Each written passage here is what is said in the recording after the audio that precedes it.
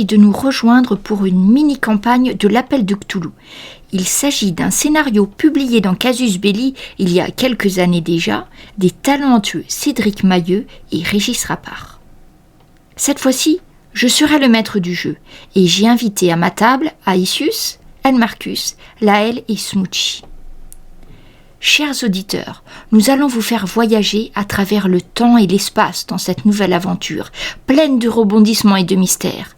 Mettez-vous à l'aise, il va faire chaud, et direction l'Afrique. Imaginez-vous le soleil brûlant du Sahara au Niger, dans les environs de la ville d'Arlit. Cette fois-ci, nous sommes en 1947.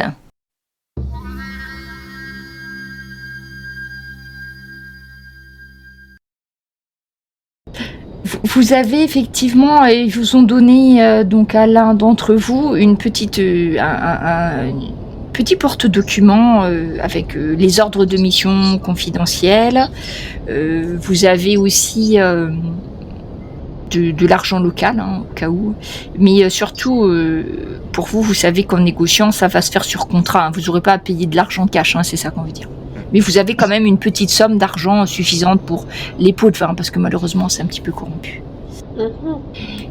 Donc vous êtes, on vous amène jusqu'à l'aéroport, donc la voiture, une belle voiture qui vous emmène avec vos. On vous a demandé de préparer vos bagages vraiment de façon rapide. Donc vous avez tous chacun une. On vous a même envoyé une petite malle réglementaire pour que vous rangiez vos effets. Donc ceux qui ont fait l'armée savent.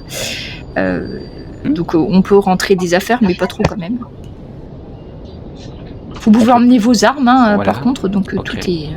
Parfait. Donc tout ce dont vous m'avez parlé, il y aura une caisse spéciale avec les tenues anti-radiation, les comprimés d'iode, etc. Vous êtes dans l'avion et là, vous pouvez peut-être prendre un peu le temps pour regarder tous les documents que vous a laissé le colonel, parce que votre trajet dure quand même 10 heures. Donc vous allez... la première chose qui vous saute aux yeux, c'est peut-être ceci. Alors l'avion fait un drôle de bruit, mais désolé. Donc vous avez un dessin qui est posé parmi ces papiers. Ah oui, est-ce qu'on voit l'origine de ce dessin ? Au dos, tu vois que c'est signé Arthur Malplacé, et il y a une étiquette qui a été collée avec une note comme quoi ça fait partie en fait des archives de l'armée française. C'est un dessin que Muriel va reconnaître. C'est le dessin que tu as trouvé en étudiant la statuette, la statuette radioactive, quand tu l'as étudiée avec Marie Curie. Oui, elle était avec le dessin. Oui, le dessin là, en fait, quand vous avez commencé à défaire, à découper un petit peu cette statuette momifiée, le dessin était glissé en fait à l'intérieur. Ok. L'œuvre d'un esprit dérangé, certainement. C'est curieux. Je n'y vois aucune connotation arabe ou même touareg. Et tu vois que c'est noté, effectivement, retrouvé sur la statuette radioactive, provenance probable, Arlit. Et vous avez le dossier... vous avez le journal d'Armand Manzoli, et je vais demander peut-être à Calder de le lire. Ça marche.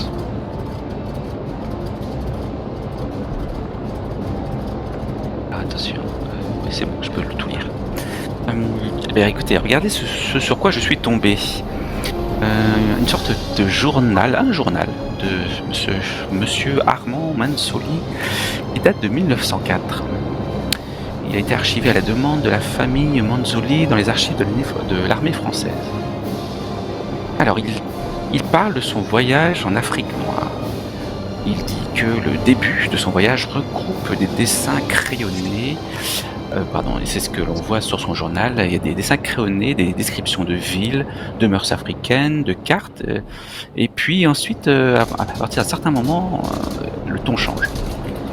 Le 10 mai 1904, il dit qu'il a accepté de conduire un certain Arthur Malplacé un escroc, jusqu'à Bruxelles. Il pourra ensuite, comme prévu, prendre sa retraite. Et c'était pour lui un dernier voyage dans le désert, une sorte d'adieu à l'Afrique, dans laquelle il avait passé quelques années. Le 15 mai, 5 jours plus tard, il rejoint une caravane avec son prisonnier, guidé par un certain Aziz. Il n'apprécie pas trop les Européens, mais déjà regrette d'avoir fait son voyage avec ce Arthur mal embouché, c'est écrit, qui n'a aucune éducation, qui se drogue, aucune discipline, et qu'il doit surveiller sans cesse, comme un enfant. Le lendemain, d'autres compagnons se joignent à lui, une sœur missionnaire, un géologue, que Armand trouve bien plus agréable qu'Arthur. Arthur le mal luné, tel qu'il le décrit. Il dit que la sœur est jeune mais ne paraît pas très volontaire. Le géologue est très rigoureux, carré. Il ne se lance pas dans des récits et dans des rêves abracadabrants comme je suppose l'est Arthur. Intéressant, un drôle de compagnon de voyage. Et puis, plus d'une dizaine de jours plus tard, le 27 mai, ils sont arrivés à l'oasis d'Iférouane, près d'Arlit. Et ça correspond tout à fait à l'endroit où nous allons.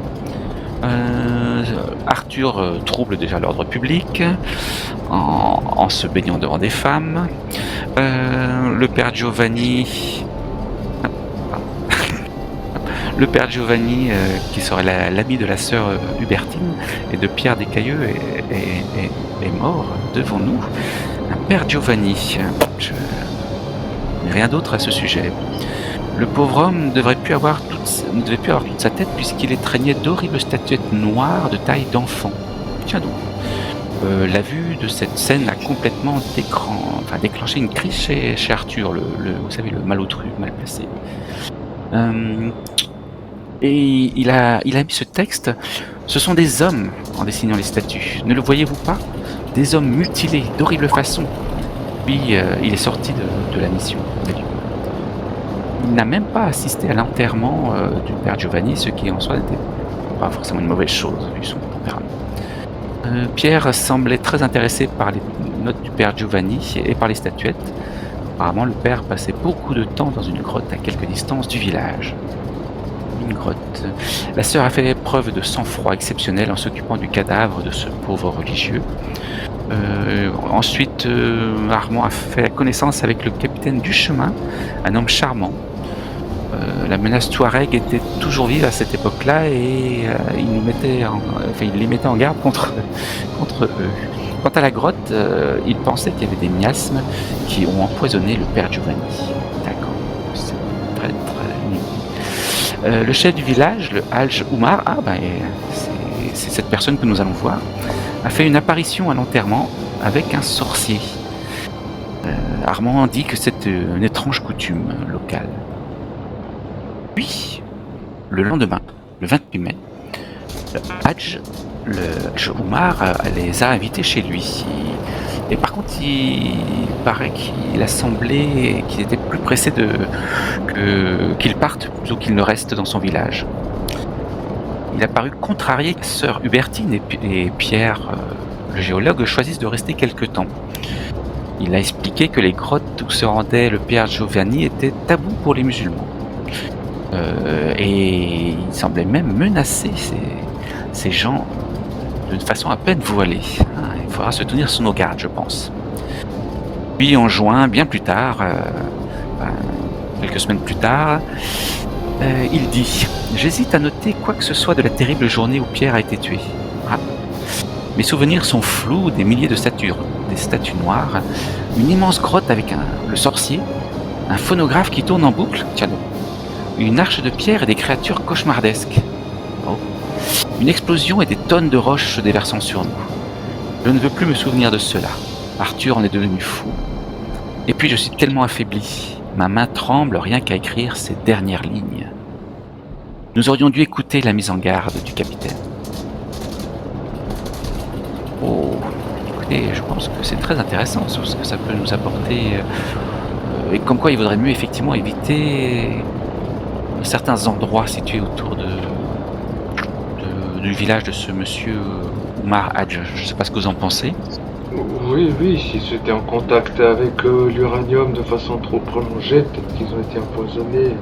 Oui, c'était en 1904. Je pense qu'ils n'avaient pas du tout connaissance de cette situation-là. Oui, ne rentrons pas dans ces mines alors, hein. Oui. Bon, nous avons de l'équipement. Je pense que Nous avons une experte avec nous maintenant. voilà. Nous sommes là pour les acheter. Pour l'État français. Oui. Et c'est curieux, vous avez noté aussi, ça parle d'un phonogramme et de créatures cauchemardesques. Oui, comme le dessin. C'est vrai que sur le dessin, on pourrait presque deviner peut-être des créatures, des insectes. Oh bah oui, ils étaient dans plein délire, je sais pas trop ce qu'ils avaient inhalé, peut-être que le cerveau était altéré par les radiations, certainement. Oh oui, un bon mélange d'uranium et de chaleur qui a dû taper sur le système et boum. Ah oui, d'accord. Bon bah. Et en examinant le dossier, vous trouvez sur un dernier document, c'est le journal de Sœur Hubertine. Muriel, je te laisse peut-être le regarder. Vous voulez que je le lise? Eh bien écoutez, allez-y. Ouais. Oui.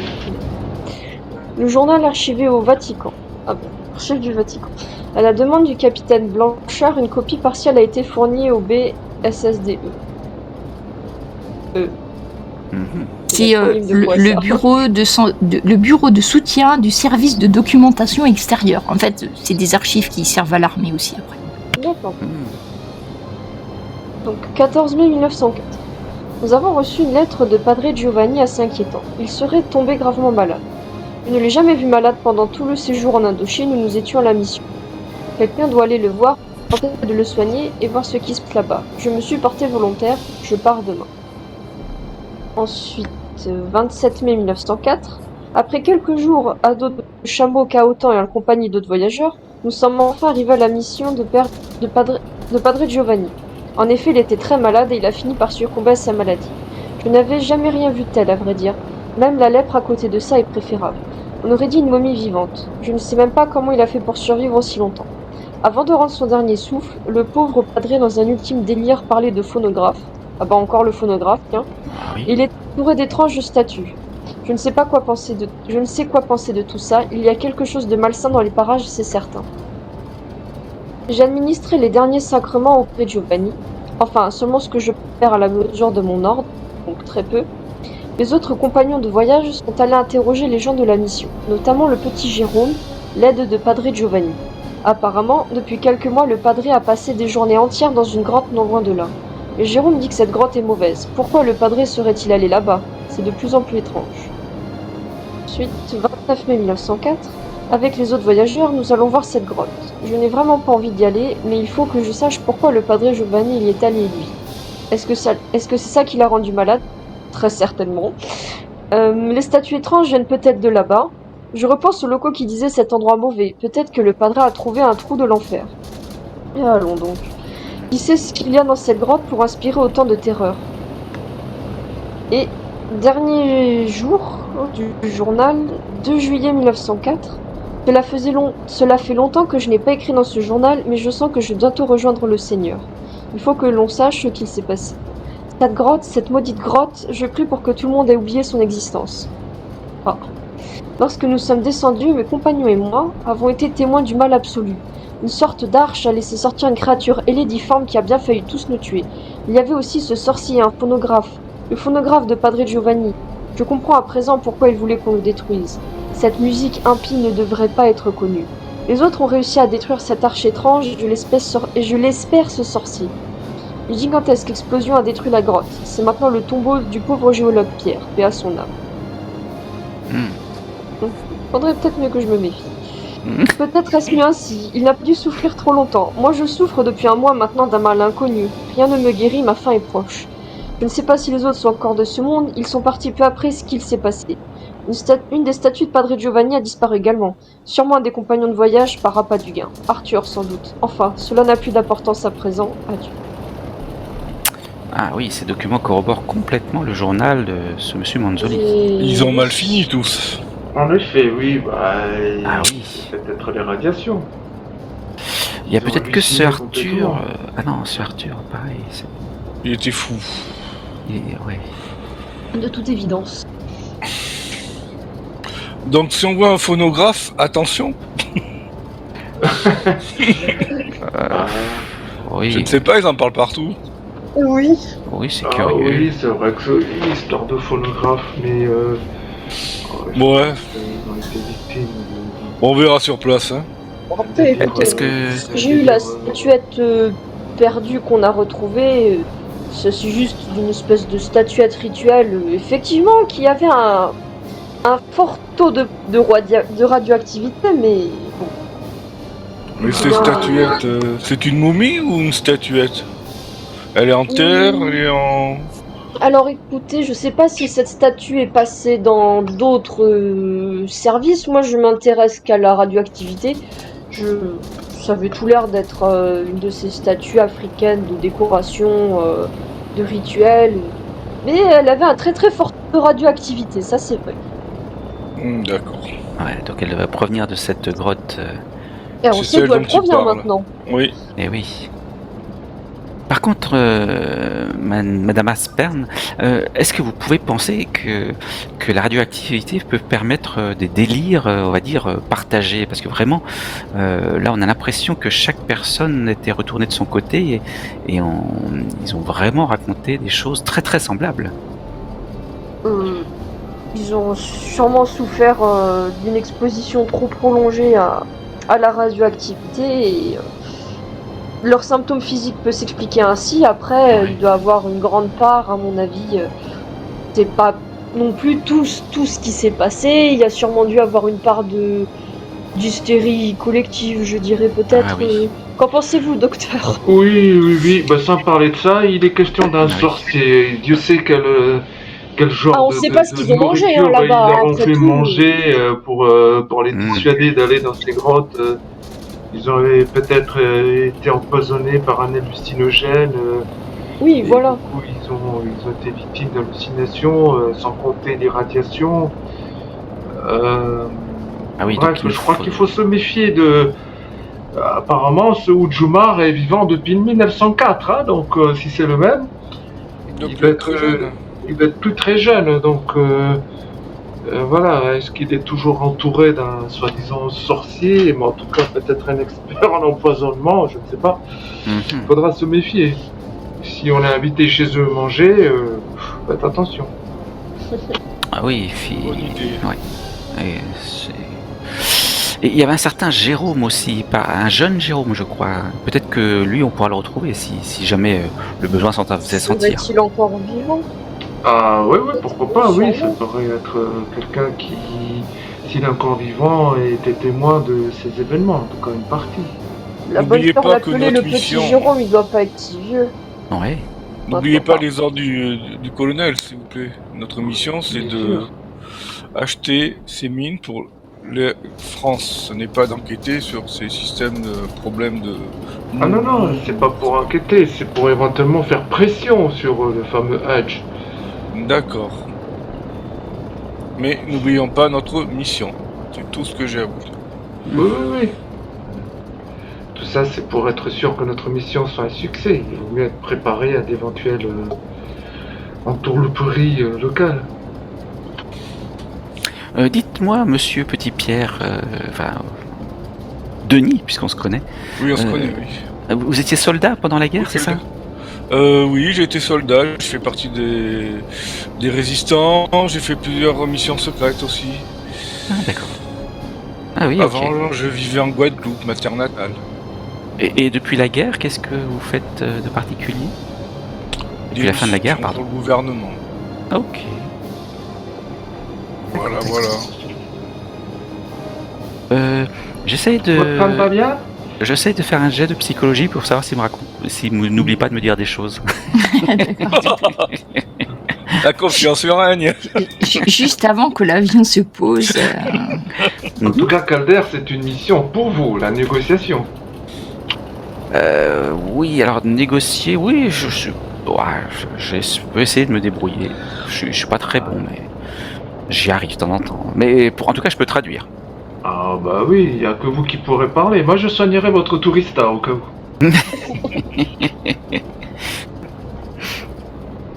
On va éviter, hein, docteur. Ah, Donc, votre vol finit par se poser au bout de 10 heures pendant lesquelles vous avez pu déguster des huîtres pour ceux qui le souhaitaient. Oui. Et vous débarquez... débarquer dans une ville, c'est pas vraiment un aéroport comme vous le connaissez, c'est plutôt une piste sur le sable balisée. Donc il y a des gens en fait qui font des signes avec des drapeaux. C'est balisé de façon très artisanale avec des anciens bidons d'essence qui font les lignes de l'aéroport.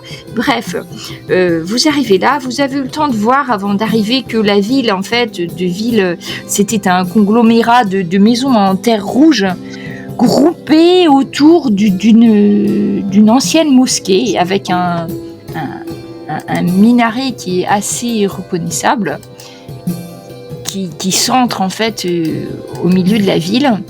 Et à peine êtes-vous descendu de l'avion que vous voyez se diriger vers vous un jeune homme qui doit avoir peut-être 23-24 ans, qui se dirige vers vous. Il a un panneau avec écrit les noms de donc Muriel Asperne, je vais dire des bêtises dans les noms, Denis Petitpierre, David Longman et Calder Benkassem. Oui. Il brandit ce panneau en regardant, mais il se trouve que de l'avion, vous êtes les seuls à descendre. Donc, quand il vous voit arriver, vous fait des grands signes. Ah, il semble que nous soyons appelés. Bonjour, garçon. Ah, donc, bonjour monsieur, il te serre la main vigoureusement. Je suis... il parle français très très bien. Et il te dit, je suis le sous-secrétaire Amoukel Ba. J'ai été envoyé par le sous-préfet, monsieur Marcel Côté, pour vous accueillir et vous conduire à votre hôtel. Et ensuite, je dois vous guider dans la ville si vous le souhaitez. Je vous en prie, madame, messieurs, il vous fait un signe, veuillez me suivre et vous allez arriver devant une voiture qui ressemble plus à une Jeep qu'à une voiture que vous connaissez. Vous êtes en Afrique, là, c'est sûr. C'est une voiture pleine de sable, pleine de boue. D'ailleurs, du sable, maintenant que vous y pensez, depuis que vous êtes descendu de l'avion, vous sentez vraiment la chaleur du sable tout autour de vous, des petits grains de sable qui s'insinuent entre chacune des parties de vos vêtements. Monsieur Ba se retourne et vous dit, ne vous occupez pas de vos bagages, je ferai en sorte qu'ils soient portés à votre hôtel. Venez. On est quelle saison de l'année? Nous sommes en juillet. C'est chaud. Il fait 42 degrés. Il n'y a pas un souffle de vent. Tout d'un coup, vous réalisez, oui, vous êtes vraiment en Afrique. Heureusement, vous aviez prévu en vous habillant avec des tenues légères, vu qu'en France, vous étiez en juillet aussi. Mais là, quand même, il y a peut-être une quinzaine de degrés d'écart avec Paris. Mais bon, il vous faudra peut-être quelques temps pour vous habituer. Vous commencez déjà à transpirer les uns les autres. Monsieur Ba vous installe dans la voiture en ouvrant la porte à Muriel. Hydratez-vous. Eh bien, j'ai demandé qu'à l'hôtel, il vous serve un rafraîchissement. Je vous conduis à l'hôtel, si vous voulez, et ensuite, je vous emmène à la sous-préfecture. Cela vous paraît-il bien? Ça ira, Oui. je donne. Alors, en fait, Monsieur Ba prend le volant, attend que vous soyez installé, et conduit la voiture sans passer beaucoup de vitesse. C'est-à-dire que ça couine un peu la voiture, mais vous pensez qu'il a mis une vitesse et que voilà. Je suis à côté de lui. Vous ne voudriez pas que je prenne le volant? Il me semble que ça avait quelques difficultés pour conduire là. Ne vous inquiétez pas, ce n'est pas loin et on m'a chargé de vous amener à l'hôtel. Vous devez être fatigué après ce long vol. Oui, mais la voiture nous secoue encore plus que l'avion. La voiture, elle couille un peu. Il n'y a pas d'amortisseur, donc effectivement, vous rebondissez. Après, c'est tellement plat qu'au final, ça rebondit pas beaucoup. Bon, je m'accroche, je regarde les autres, je fais un Alors, vous sentez des odeurs d'huile un peu brûlée, enfin bref. Et vous remarquez surtout qu'il n'y a pas beaucoup de voitures.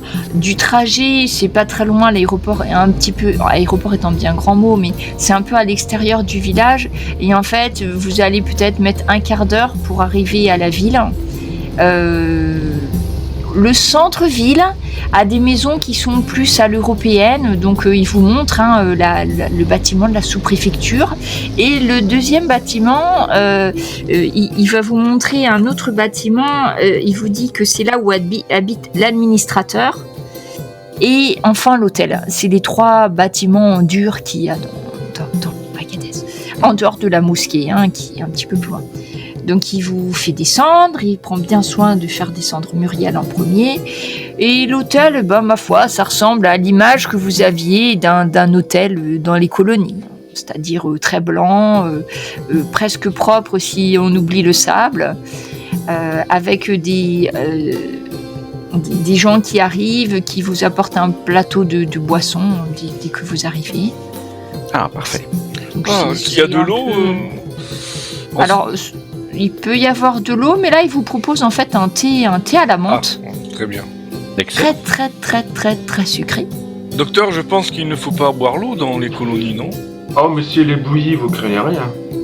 Oui, ce thé-là ira, mais je pense que c'est comme chez moi. L'eau peut engendrer quelques petits problèmes. Ah, il ne faut boire que de l'eau bouillie. D'accord. Ou du vin. Ou du vin. Tu vois que le jeune bas tique un petit peu quand tu dis du vin. Il s'approche de toi et il dit on n'en trouve pas beaucoup ici du vin. Moi-même, j'ai fait mes études à Paris. C'est vrai que j'ai pu déguster un petit peu de cet alcool, mais en principe, ici, vous aurez vraiment du mal à trouver du vin. Il n'y aura pas de boisson alcoolisée. Ne vous inquiétez pas, c'était juste une blagounette. Il suffit de demander à monsieur le sous-préfet, je pense qu'il a ça. Je vous laisse quelques instants pour vous rafraîchir, je vous attends là et je vous conduirai ensuite à monsieur le sous-préfet. Il monte nos malles dans nos chambres ou... Alors en fait, il va faire signe à de jeunes porteurs qui vont arriver transpirant, soin, parce qu'en fait, il y a la grosse malle avec l'équipement anti-radioactif qui est très lourd.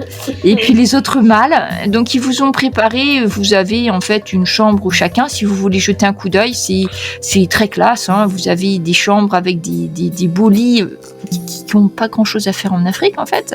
C'est du très beau mobilier, il y a des moustiquaires au niveau des lits, il y a même des petites salles d'eau assez rudimentaires parce que l'eau, il n'y a pas l'eau courante, mais il y a déjà de l'eau qui a été portée, de l'eau fraîche, des serviettes, vous avez de quoi vous rafraîchir. C'est le luxe. C'est des grandes chambres, chacun a peut-être 20 mètres carrés à sa disposition pour lui tout seul, donc pour chambre d'hôtel, c'est plutôt pas mal.